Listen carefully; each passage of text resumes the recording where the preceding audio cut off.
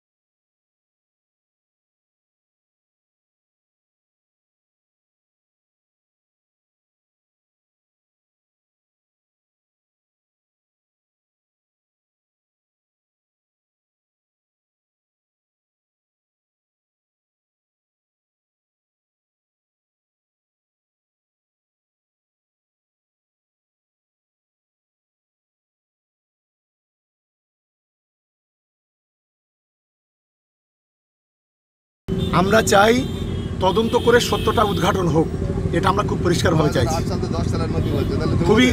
খুব আনন্দের বিষয়। ওরা নিজেরাই আগুন নিভিয়ে তারা মানে নদী সংগ্রহ করার চেষ্টা করছে। একদম খুব ভালো, কোনো অসুবিধা নেই, কোনো অসুবিধা নেই।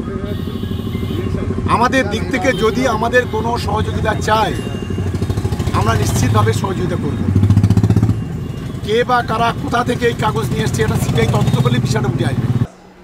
হতে পারে পশ্চিমবঙ্গে নিয়োগ দুর্নীতির কোথায় শুরু কোথায় শেষ এটা একটা অনুসন্ধানের বিষয়। এটা নিয়ে বড় থিসিস লেখা যাবে আগামী দিনে। কিন্তু আমরা একটাই কথা বলেছি যে দুর্নীতির উৎপত্তি স্থল হয়তো বোঝা যাচ্ছে। শিক্ষক, কয়লা, পাথর, বালি, নিয়োগ, অর্থাৎ দুর্নীতির উৎপত্তি স্থলটা বোঝা যাচ্ছে, কিন্তু গন্তব্যস্থলটা কি সেটা কিন্তু আজও আমাদের কাছে অধরা। গঙ্গার উৎপত্তি গঙ্গোত্রীতে, সেই গঙ্গা তো মিশছে সমুদ্রে, আমাদের কাছে জানা আছে উৎপত্তিস্থল এবং গন্তব্যস্থল। কিন্তু বাংলার দুর্নীতির উৎপত্তিস্থল আমরা দেখতে পাচ্ছি, আরও হয়তো নানা রকমের দৃশ্য দেখতে পাবো, কিন্তু তার গন্তব্যস্থলটা আজও কিন্তু আমাদের কাছে অধরা। হিসাব আস্তে আস্তে পরিষ্কার হতেই হবে, কারণ এত বড় দুর্নীতি যখন হয়েছে তখন বাংলার যারা ক্ষমতা আছে তাদের জ্ঞাতার্থে, সহযোগিতায়, প্রশ্রয়ে, সক্রিয়তাই হয়েছে।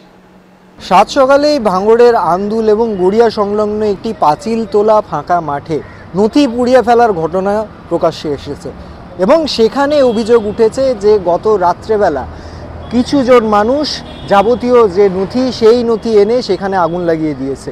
প্রশ্ন উঠছে এখানেই যে এত সব যে পর্যবেক্ষণ হচ্ছে ইডি সিবিআই দ্বারা, তারপরেও এই সব ঘটনা কিভাবে ঘটছে। সকালবেলা ইডি সিবিআই এর যে আধিকারিকরা রয়েছেন তারা এই ঘটনার খবর পান এবং তড়িঘড়ি কেন্দ্রীয় যে বাহিনী রয়েছে তাদেরকে নিয়ে সেই ঘটনাস্থলে তারা পৌঁছন।